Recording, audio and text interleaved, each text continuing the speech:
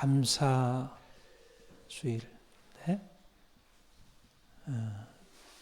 사람들에게 감사가 그리 많지 않은 것 같아요. 그렇죠? 우리가 이제 감사합니다 이렇게 늘 또 표현도 하고 하지만 그러니까 정말 내면에 깊은 감사가 그리 많지 않다. 누가 감사할 수 있을까? 어떻게 감사할 수 있을까?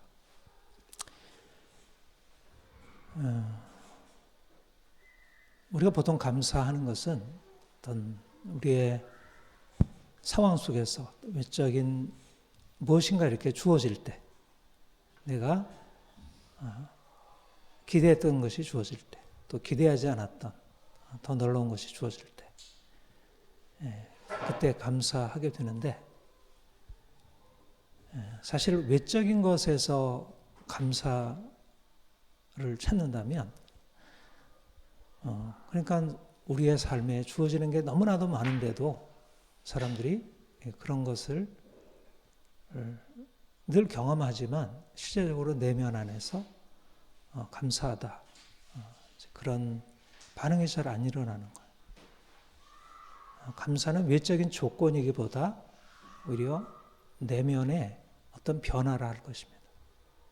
누가 감사할 수 있는가?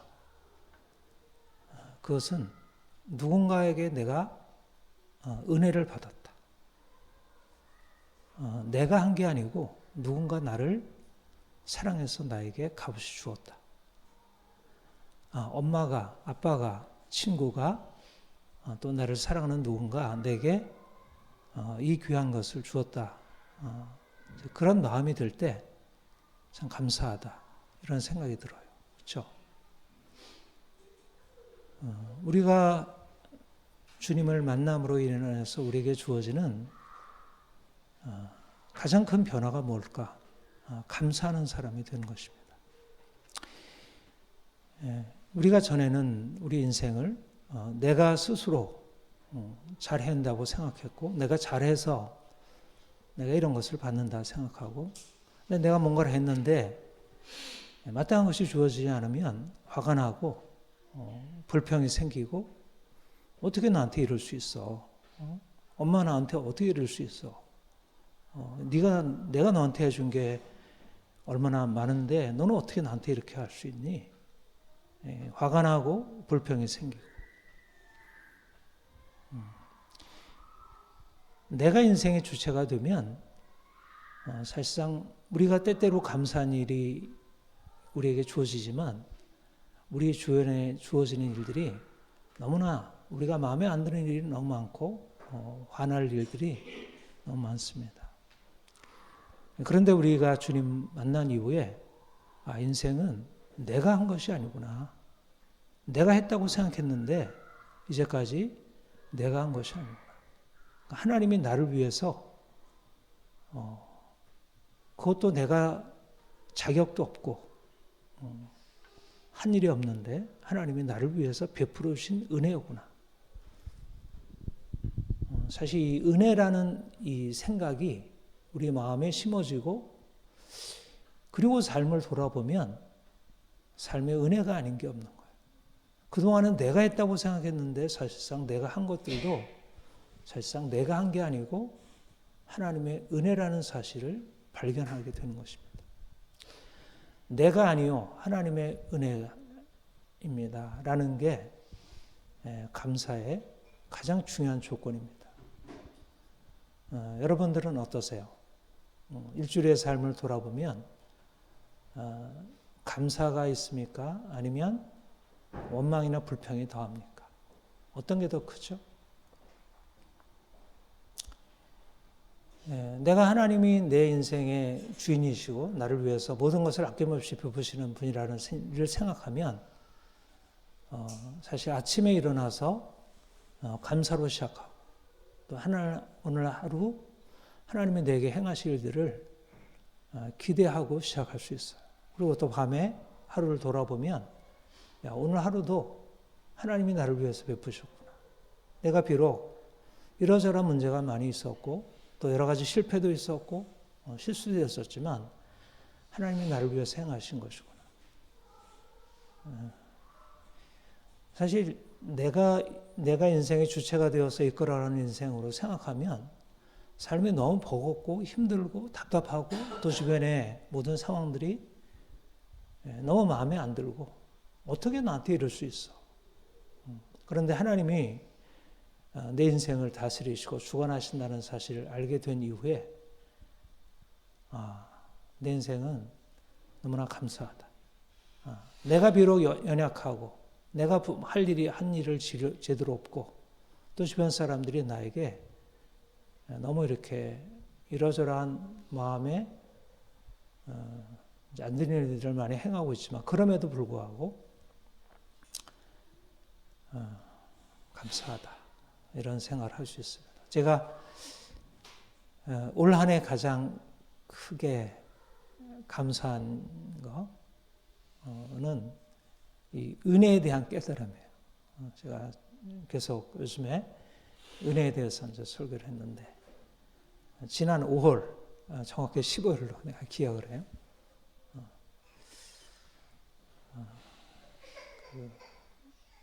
아이노스라는 합창단의 정기 연주에 내가 보혈 찬송을 듣고 돌아와서 그 다음 날 코로나로 이렇게 이제 누워 있으면서 계속 그 찬송이 내 마음에 이렇게 계속 있으면서 하나님의 은혜였구나. 하나님의 은혜구나.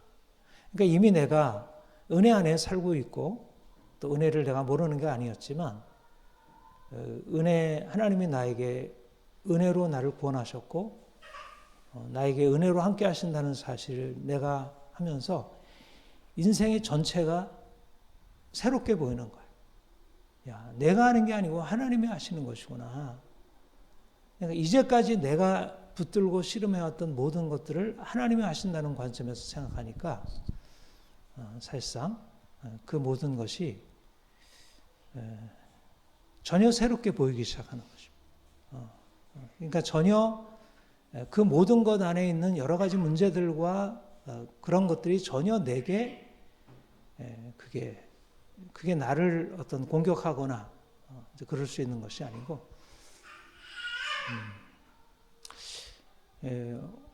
이제 올 한 해 지나면서 하나님이 이제 우리 지체들 안에 이제 행하시고 일하시는 것들을 보면서 이제 감사하게 되고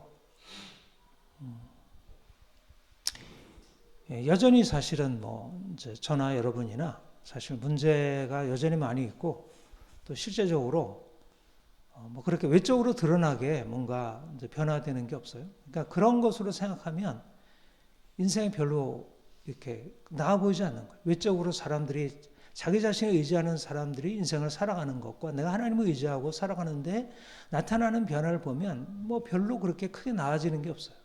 그러니까 내가 내 생각을 하나님께 향하고 하나님이 내게 은혜 베푸시고 나와 함께 하신다는 생각을 이렇게 붙들기가 참 쉽지 않아요. 왜냐하면 은혜는 우리의 눈에 보이는 게 아니고 이것은 내면적으로 하나님께서 내게 말씀하시는 거 깨닫게 하시는 것이기 때문에 실제적으로 은혜가 내 삶에 임해서 내 삶을 근본적으로 바꾸고 이것저것 나타났으면 야 이게 좋으네. 야, 정말 하나님의 은혜가 이렇게 놀랍네. 그렇게 감사할 수 있지만 그러나 은혜가 그렇게 나타나는 것이 아니어서 사실은 외적인 것으로 보자면 또다시 은혜를 받고 나서도 또다시 실망하고 이게 뭐야? 왜 내 인생은 이렇지? 다시 이렇게 실망하게 돼요. 그런데 은혜란 무엇이냐면 내가 아니라 하나님이라는 하나님의 존재와 나를 관련시키는 것에서 사실은 핵심적인 그 은혜의 본질이 있어요. 내가 아니라 하나님이라는 말은 하나님이 내 인생 안에 일하시고 있다. 그러니까 그것이 당장 내 인생 안에 나타나는 것이 아닐지라도 내 인생이 내가 행한 것에 달려있지 않고 하나님께서 내 인생을 주관하신다는 것을 알면서 내가 이제까지 내 인생 안에서 이루었던 어떤 성취나 또 내가 지금 계획하는 것들이 나를 다스리고 주장하지 않는다는 것. 내 인생을 넘어서서 하나님이 내 인생을 체험주에 이끌어 가신다는 거. 사도 바울이 다메섹 도성에서 주를 만난 뒤로 그 인생에 일어난 변화가 바로 그것입니다. 그는 주님 만나기 전에 누구보다도 아주 열정적으로 최선의 삶을 살아온 사람. 그 스스로가 그런 인생을 살았고 또 주변에 보기에도 그는 정말 대단한 인생, 자기 스스로 자랑하고 또 다른 사람이 칭찬할 만한 인생이었어요. 그런데 그가 다메섹 도상에서 주님 만난 이후에 그에게 일어난 생각은 내가 이끌어가는 인생은 나를 진정으로 자유케 하는 것이 아니라는 것. 내가 이제까지 대단한 일을 이루었다고 생각했지만 나는 여전히 율법의 멍에 아래 있었다는 것. 내가 진정한 내가 아니었다는 것.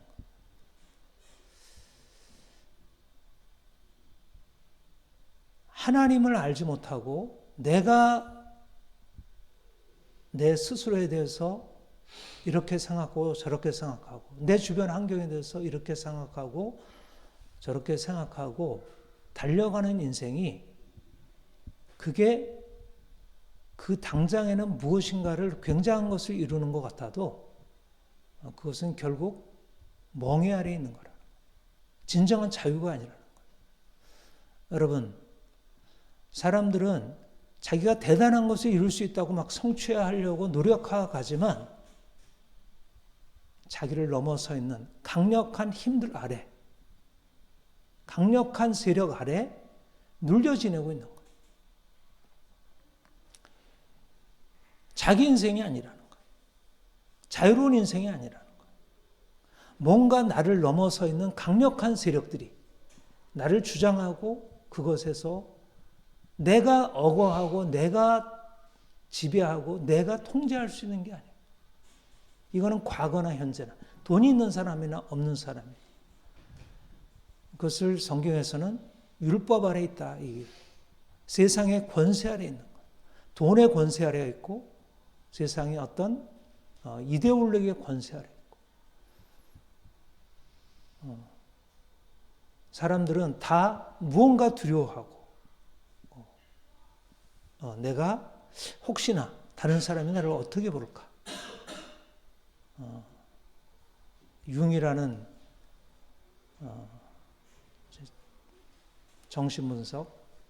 분석 심리학이라 그렇게 얘기를 하는데 그가 그걸 페르소나라. 그러니까 다른 사람에게 인정받고 칭찬받고 그게 자기가 추구하는 인생. 사람들이 내가 인생을 살아가기 위해서 열심히 추구하고 노력하지만 그것은 사실 내가 주체로 살아가는 것 같아도 내 인생의 주인이 아니라는 거예요. 내가 아니라는 거예요. 내가 내 아닌 인생, 내가 아닌 무엇을 향해서 쫓아가고 달려가고 그래서 무엇인가 얻어서 성취했다고 여기지만 실제적으로 진정한 평안과 자유에 멈는다. 그런데 주님이 우리 인생에 오셔서 말씀하시는 것은 그게 우리 인생을 진정한 자유와 평화로 이끌지 못한다는 거예요. 예수님께서 오셨고 그가 우리를 율법의 멍에서 자유케 하셔서 하나님의 자녀 삼으시고 이제 하나님의 사랑 안에 우리를 두셨다는 것입니다. 우리가 이제 인생을 내 힘으로 내 노력으로 애쓰고 힘써서 사람들을 만족시켜서 그렇게 해서 얻는 삶의 평안 그것은 얻어도 그것이 일시적으로 우리에게 만족을 주다가 곧 사라져 버리고 또 전전긍긍해야 하지만 하나님이 우리 인생 안에 오셔서 이제 그분의 사랑 안에 두시고 우리를 그분의 은혜 안에 두시는 거예요.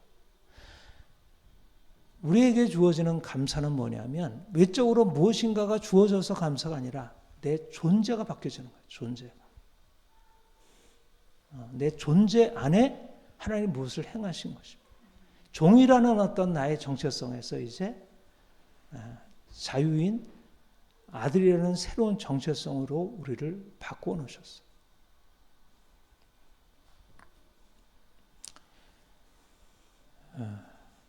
그래서 우리의 삶에 사실은 외적인 상황들이 우리를 규정하지 않고, 우리의 외적인 조건들이 우리를 규정하지 않고, 우리가 하나님의 자녀가 되었고 그 은혜 아래 있다는 사실이 우리를 규정해요. 내가 할 수 없다 할지라도 하나님이 하시고 또 우리에게 할 수 있도록 우리에게 끊임없이 우리를 이끌어 가셔요.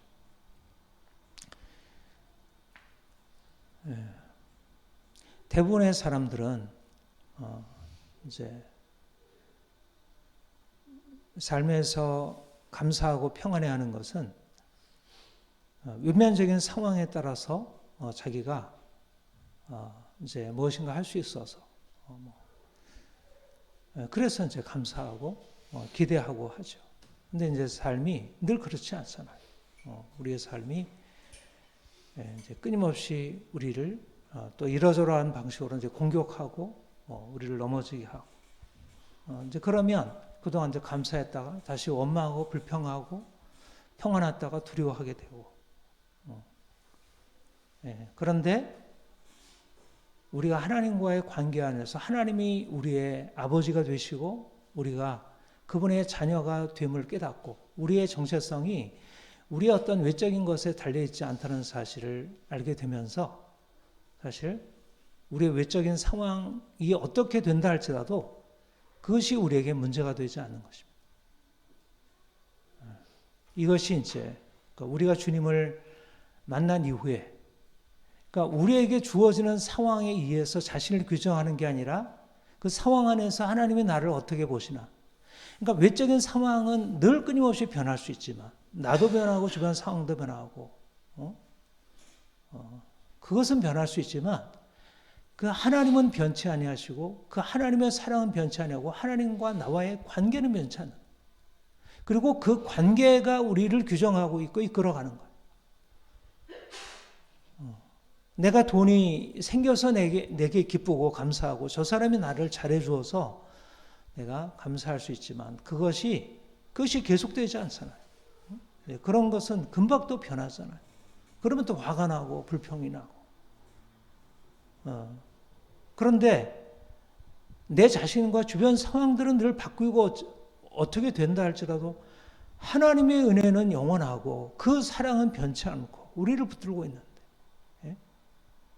봄과 여름과 가을과 겨울, 밤과 낮과 형통의 날과 이제 어두운 날에 하나님의 사랑은 변함이 없는데 그가 우리를 붙들고 있는데 나의 정체성, 나의 존재라는 것은 변함이 없는데 우리의 외적인 상황에 근거해서 우리를 바라보게 되면 우리 자신이 답답하고 주변 상황이 마음에 안 들지만 그러나 하나님이 내 인생을 이끌어 가시고 그가 우리가 생각하는 것보다 더 놀라운 것으로 끌어가신다고 생각하면 사실 실질적으로 우리의 삶에 주어지는 것이 그리 문제가 안 되는 거예요. 문제가 되지 않을 뿐 아니라 오히려 그 가운데서 이 안에서 무엇이 일어날까? 내가 인생을 생각하고 이끌어간다면 내가 생각하는 대로 되지 아니하는 현실이 크게 걱정되고 염려가 되지만 그러나 하나님이 내 인생을 끌어가신다면 그 인생 안에 하나님이 이루실 것들이 있다는 거예요. 이게 바로 내 생각의 전환입니다. 주어진 상황이 어떠냐가 내 인생을 이끌어가는 게 아니라 이 상황 안에서 하나님이 무엇을 하시냐는 거예요. 그러니까 이 상황에 얽매이고 그 현실 여건이 나를 끌어가던 인생에서 그 상황이 아니라 그 상황을 거슬러 가도록 우리를 이끌어 가신 하나님이 우리 인생을 그 상황에서 자유롭게 하는.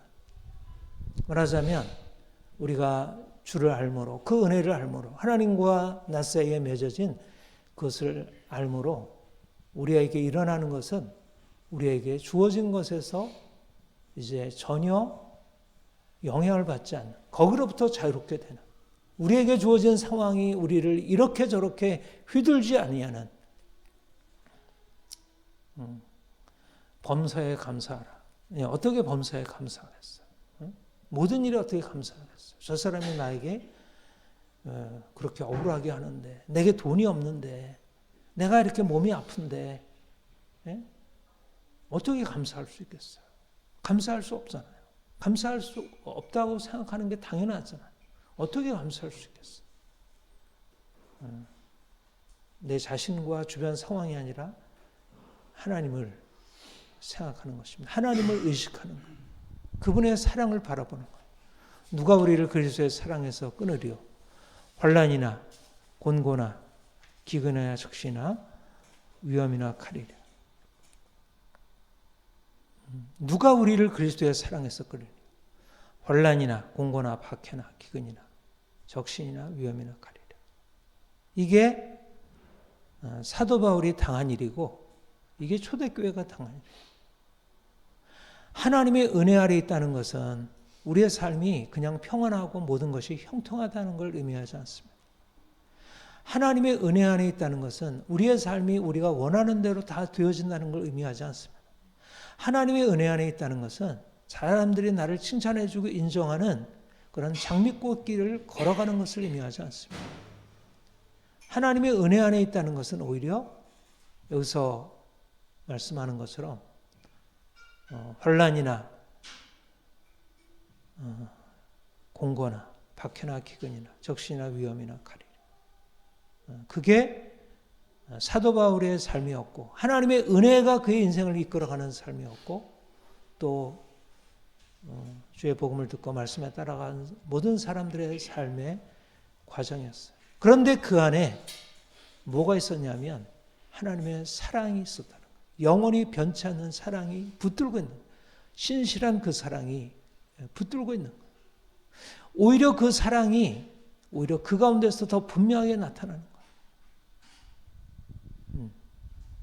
그러니까 우리 자신의 형편에서 이제까지 자신을 바라보고 그런 현실의 변화를 기대하던 것에서, 현실의 변화를 기대하던 것에서 하나님이 나를 위해서 행하실 것을 주목하고 그 사랑에 주목하고 그 사랑이 나를 어떻게 만들어 가실지, 하나님의 목적은 우리의 삶을 변화시켜서 우리가 원하는 것을 채워가시는 데 있는 것이 아니라, 하나님의 목적은 그 상황을 통해서 우리를 바꾸려, 우리의 존재를 새롭게 하시려는, 우리의 존재 안에 새로운 일을 이루시려는. 그러니까 왜 인생이 힘들고 좌절되고 절망되고 불평으로 가득 차게 되는가?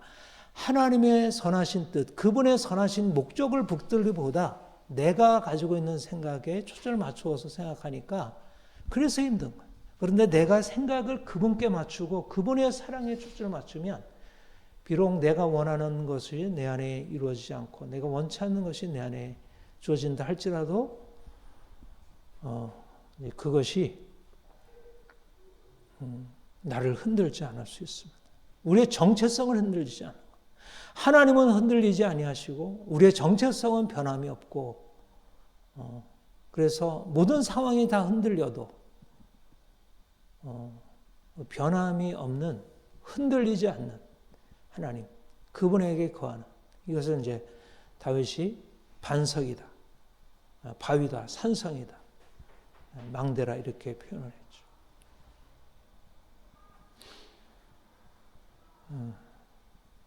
이게 놀라운 인생 아니에요? 이게 감사할 일 아닙니까?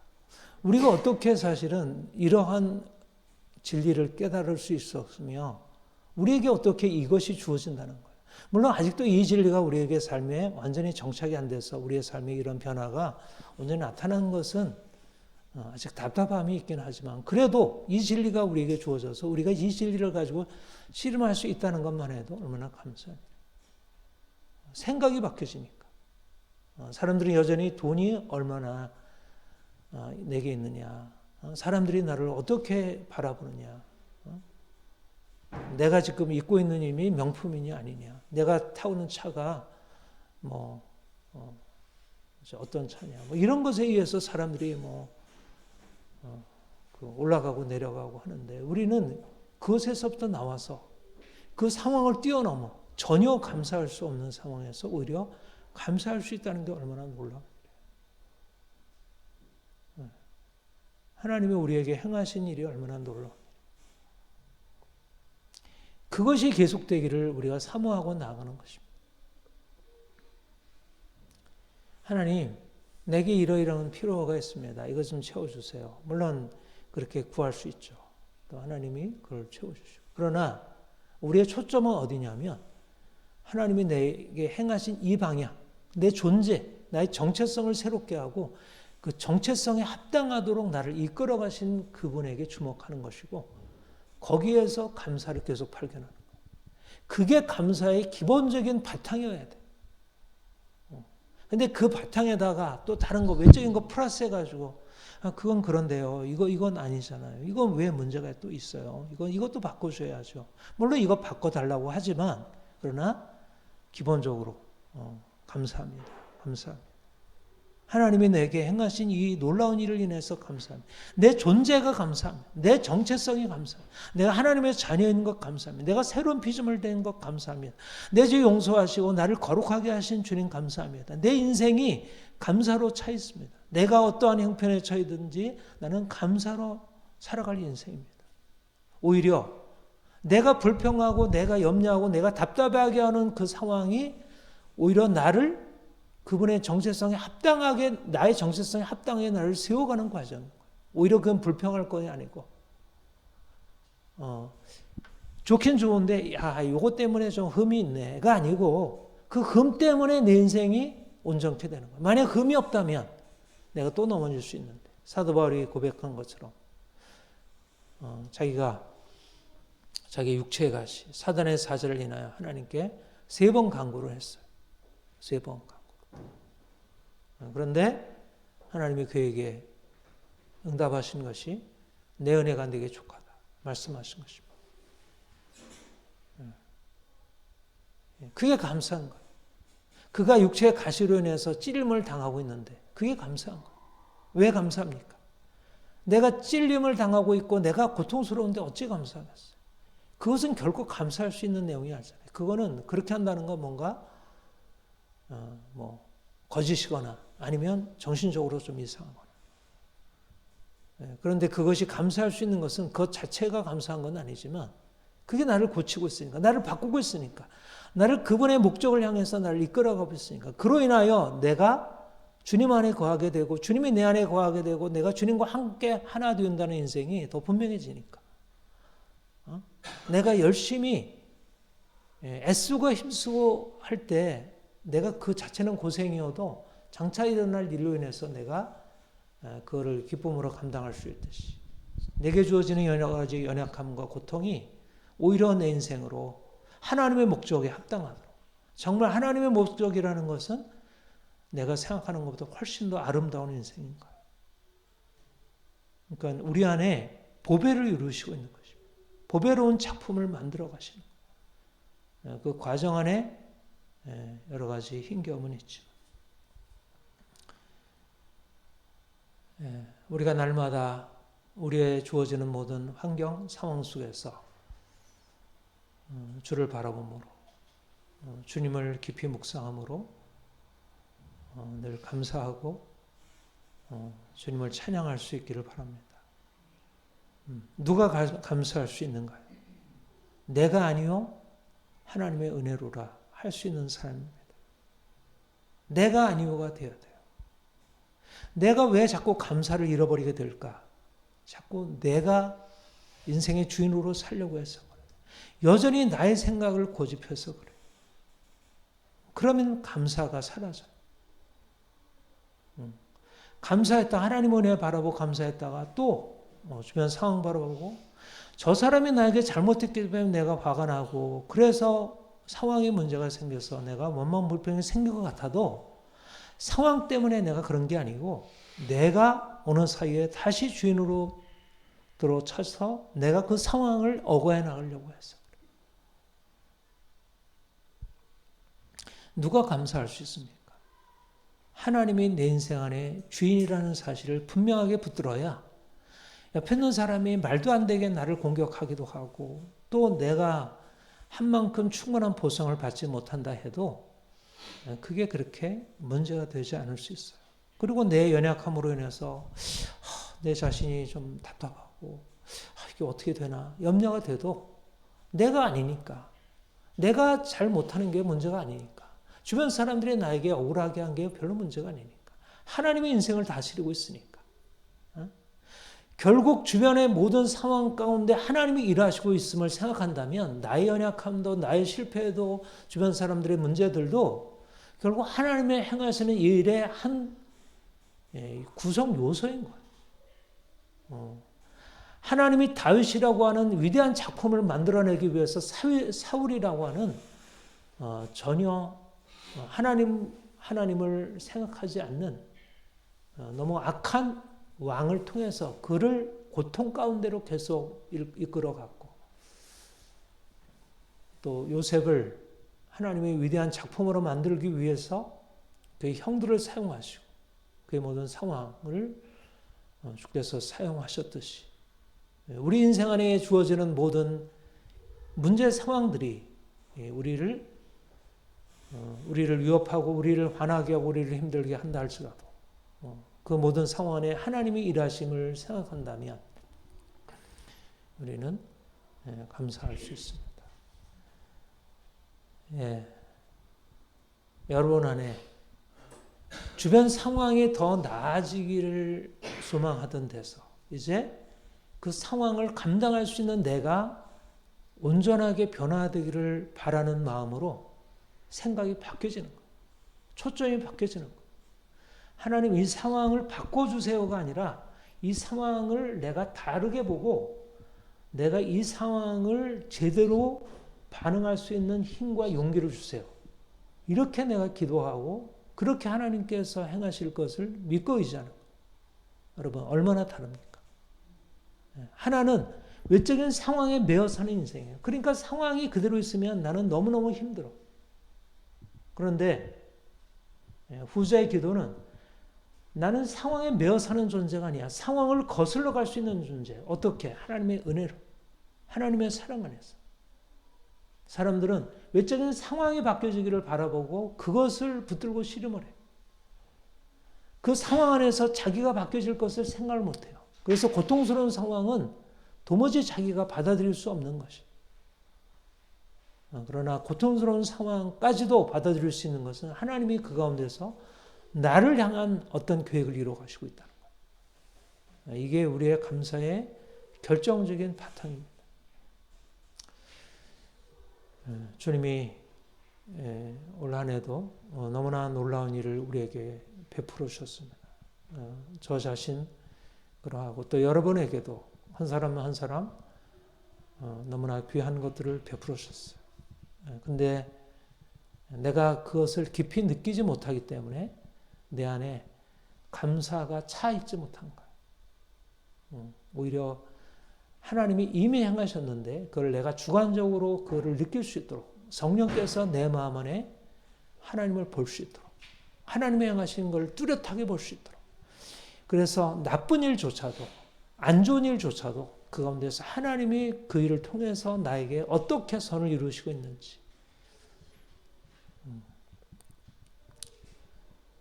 그래서 좀 더 깊은 감사가 내면에서 늘 솟아날 수 있기를 그러한 은혜로 더 이끌어 가실 것을 믿습니다. 같이 기도하겠습니다. 하나님 아버지, 우리가 죄인 되었을 때 우리를 위하여 주님 죽으시고 하나님의 놀라운 사랑을 우리에게 보여주셨습니다. 우리가 우리 자신을 생각하면 여전히 삶이 너무나 힘들고 답답하고 어떻게 이 현실을 헤쳐가야 할지 잘 알지 못합니다. 하지만 주님이 우리를 이미 택하셔서 자녀 삼아주시고 하나님의 놀라운 계획으로 이끌어 가심을 생각할 때 감사하고 기대하지 않을 수 없습니다. 이제까지 우리에게 부으신 은혜에 감사하며 더 온전하게 우리의 모든 것 주께 맡겨드리고 또 주님이 행하실 것 기대하며 나가게 하옵소서. 우리 성도들이 더 신실하게 주를 섬기며 신실하신 주님의 사랑 안에 늘 거하며 어떤 상황에서든지 원망, 불평, 두려워하지 아니하고 늘 감사하며 기뻐하며 살아가게 하옵소서. 우리 안에 일어나는 이 변화로 주위 사람들을 살리고 그들에게 참된 생명 전달하게 하옵소서. 감사합니다. 예수님의 이름으로 기도합니다. 아멘.